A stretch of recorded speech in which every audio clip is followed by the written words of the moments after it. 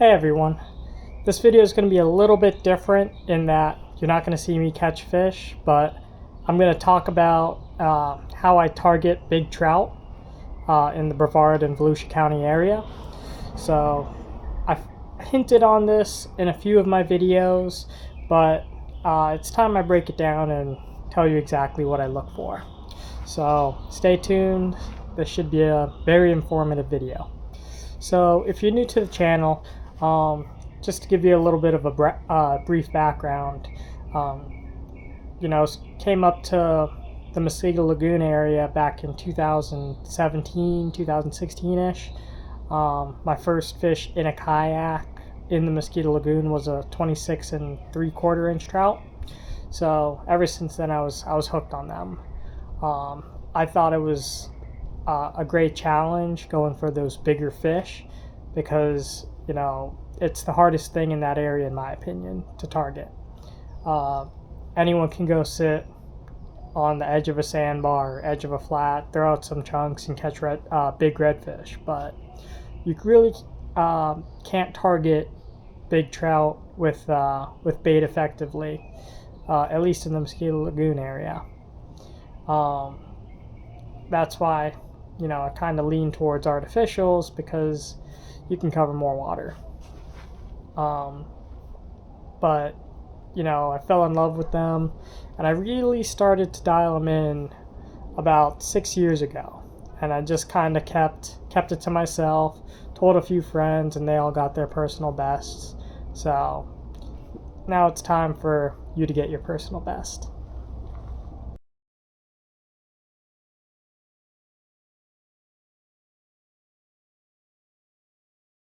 So start out with, what day do you go? There's mostly 30 days in the month. I live in South Florida, so I don't have the luxury of fishing every chance I get up there. Sometimes one, maybe two trips a month. So I really have to, knock it out of the park on those days. So what do I look for in terms of what day I want to go? So first and foremost, I always look at the lunar phases, the majors and the minors. A major moon phase is when the moon is overhead or directly below. The minor phase is when the moon rises or the moon sets. Typically the major phase lasts about 2 hours. Typically the minor lasts about 1 hour, maybe an hour and a half. But those are your windows for big trout. Sometimes you can get them, out of those, with some other factor that plays a role into those fish. But for the most part, the majors and minors, and that goes with all fish. I've gone sword fishing, it works for sword fishing, big snook, big redfish. All those bigger fish tend to follow the moon trends. So even if you're not targeting big trout, I'd pay attention to that. Another factor would be cold fronts. I typically like to go on those days where it's overcast all day, it's blowing 15 out of the northeast. It's cold, it's like 60 degrees, and it's on and off drizzles, so you're miserable. Those are some of my better trout days, especially with those mid to upper 20-inch fish. For numbers, it was always a cold front day, at least in the fall. Spring, it's everyone says fish around the moons because they're spawning, and you can do well there, but you can catch big trout year round. You might not get the numbers, you might not get the size you want, but you can catch them year round. They might be skinnier in the summer, fatter in the spring and winter, but they'll still be a 30-inch fish. But typically, like for me, if I'm going up there, personally, I like to fish a major lining up with nautical twilight. And nautical twilight is when you have that blue on the horizon, that first light. You can kind of see like the trees, but you can't really make out like the greenery. It's just dark, and you can barely see your top water. That's what I love. And typically I'll also fish the minor too that day, but I mean obviously I'm fishing all day or most of the day. But if I really want to focus on big trout, those are my two windows that I kind of stop playing with the redfish and go look for big trout. So that's pretty much it for the days. The moon phase, like the actual moon itself, like if it's a full moon, new moon, really doesn't, I don't really see a difference as long as I'm fishing like a major or minor. I've caught them on new moons, full moons.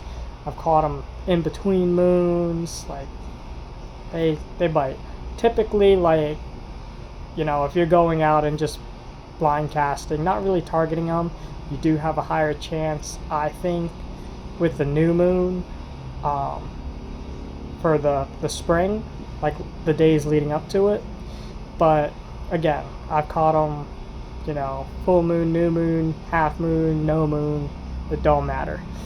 I've caught them on all the moons. But that's pretty much it for the time of day.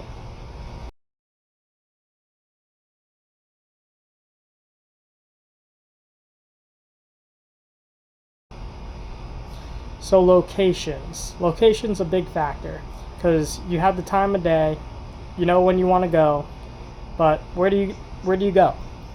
So typically what I look for is, I look for a few things. One is if you have a flat and it kind of cuts off and it splits off into two, like let's say you're fishing a mangrove area and a flat cuts off into two areas and it goes either way, I'll look for something like that. Or, you know, let's say you're on a flat and then there's a cove and it's a little bit deeper, a little bit muddy, and there's some just sporadic grass in there. I'll look for that too. Also, a big thing for me is I'll say, okay, can predators get to these fish? Because a big trout, she's old. She's not moving as fast, so she's easy prey. But she's smart. She knows where to go to get away from the predators. She's been around the block many times. So she doesn't want to get messed with by dolphin or bull sharks or even anglers. So they know where to go. And, you know, I look for areas where, okay, it's shallow for a long way and then it gets a little bit deeper. Well, there's going to be, odds are there's going to be some trout in that area. Now, personally, like, I'll investigate an area. If I don't see them there, you know, one season, let's say I'm there in the spring, I don't see them there, I'll check again in the summer. If they're not there, check them in the fall, they might be there. But every season I'll check spots to say, okay, they're not there now, let's check a little bit later. But those are the main things I look for as far as like locations on where to go for big trout.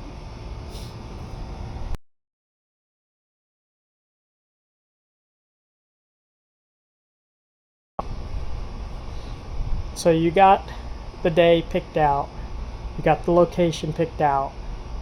Now, what do you use for lures? I personally, I only use two types of lures: topwaters and paddle tails. That's because I like to cover as much water as I can in those windows. So for topwaters, I mean, I've used three different types. I've used the skitter walks in both the small and the medium sized ones. I've used the Top Dog juniors, and I've also used the Yozuri pencil, I think it's pencil popper, I'm not sure, but whichever one is the walk the dog type topwater that Yozuri makes. Um, for me, it really, I never noticed a difference between one or the other. I noticed the difference of how you work it. Most people, when they work it, they do click, click, click, click, click, click. What I do is click, click, click, click, click, or click, pause, click, pause. And what that's doing is, it's making uh, wide turns, and it's really mimicking like a injured slow bait fish. And I've noticed that my catch ratio on especially the bigger trout went way up when I started doing that. Um, but as far as like what colors that I've used for top waters, it's always chrome and chartreuse. I started using, I believe it's like a black and brown for the Yozuri. That's because that's all they had at Bass Pro at the time when I bought it, and it seemed to work. So I don't think the color matters too much. I do like the chrome and chartreuse because it kind of stands out when you're fishing around a lot of bait, so it gives those trout something to key in on. But other than that, those are my three main top waters that I use. For paddle tails, I use Slayers. I've always used Slayer Grandes, but in general, a 5-inch paddle tail is what you want to use. It weeds out a lot of the smaller fish, and you're just looking for 1 or 2 bites in those 2 hours, and you want to make them count. You don't want to be dealing with little fish the entire time.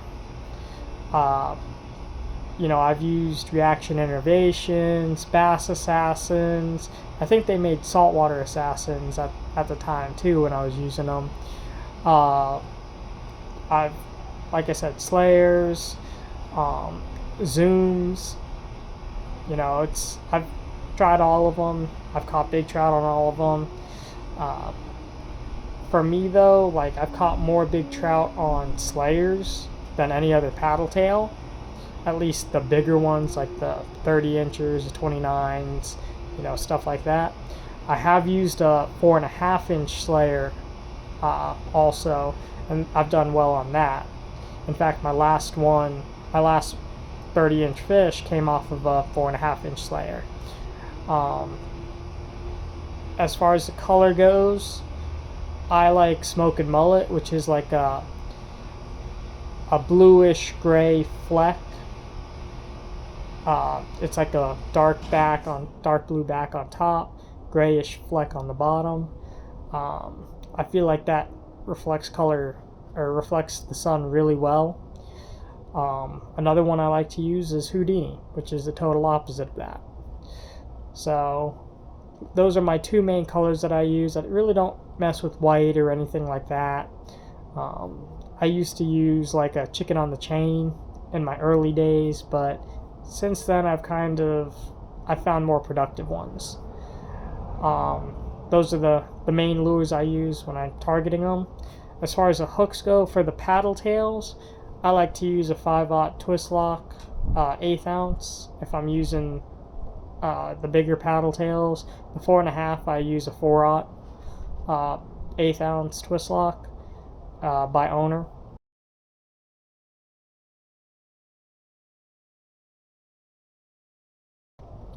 As far as leader goes, I use 40 pound. I've never noticed a decrease in bites. I use 40 pound because occasionally you catch a snook and you don't want to lose your top water.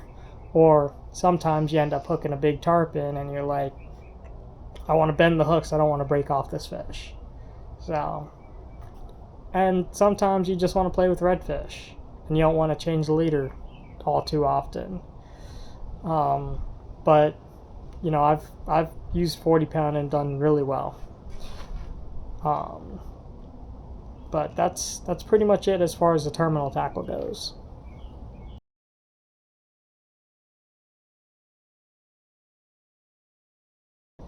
So you pick the day, you got the baits, you got the location, you're out there. What do you look for? So for me, I look for a few things. Number one, bait. I'm not talking about the little finger mullet. I'm talking about like sizable mullet. I've had numerous trout that, kind of felt like in their bellies they had something like a big mullet in them. So I kind of feel like their one meal a day are those bigger mullet. So I kind of look for that. Another thing I look for, and this is kind of something that I've noticed, is I look for little oil slicks. You'll see them randomly pop up on the flat, and I'll cast to it, and most of the time I'll get a trout out of it. And I don't know what it is. I don't know what those fish are doing, but whatever those trout are doing, they're making a little pluff cloud of oil. I don't know if they're eating. I don't know if they're regurgitating or burping. I don't know, but I've had success looking for that, and paying close attention, casting upwind to wherever that is, and done well. Another thing too is, you're out there. I'm making long casts away from the shoreline. A lot of people, like, when their instinct is, they're going along the shoreline, you want to cast to it. I cast away from it. Because most of the time, those trout aren't sitting on the shoreline. They're sitting off of it, 40, 50, 60 feet off of it. And they're going to be just kind of milling around. So a lot of times I'm rarely fishing the shoreline. You'll see me just out in the middle of nowhere fishing. That's because I'm looking for a big trout. And I'll just do long drifts. I have a drift sock to slow me down, and I'll just be fan casting. Cast at 12, 1, 2, 3, 4, 5, 6, and just keep going back and forth, back and forth. And again, I'm looking for one bite. So, I could have reds tailing behind me. I don't care. I'd rather, skip out on the reds and maybe have a chance at a big fish. While I'm editing this, I forgot to add one more thing. Another thing I look for is a bunch of male trout gathered together. And one thing you'll notice is, like, you'll start catching a bunch of smaller trout, like in that 18 to 22 inch range, and you could feel them kind of drum. Well, that's a male fish, and that's a mature male fish. So if I'm catching a bunch of those and they're all drumming, I know a big female somewhere in the area. I'll fish that area harder than normal, and hopefully I'll at least get a chance at her. But that's pretty much it. It's simple. It's not a complex pattern. I just have keyed in on it and just kind of kept it to myself. I don't see a lot of people going up to the Mosquito Lagoon and catching those bigger caliber fish, those 28, 29, 30 inch fish on the regular. So I think I'm one of few people that kind of figured it out. But it's time I let the cat out of the bag, especially because I'm not going to be going up there as much, so I'll be living through you guys with your pictures and videos. So hopefully you learned at least a little bit in this video, and you can apply it, and hopefully you catch your PB. I'll be looking for them. Till next time, like and subscribe. See ya.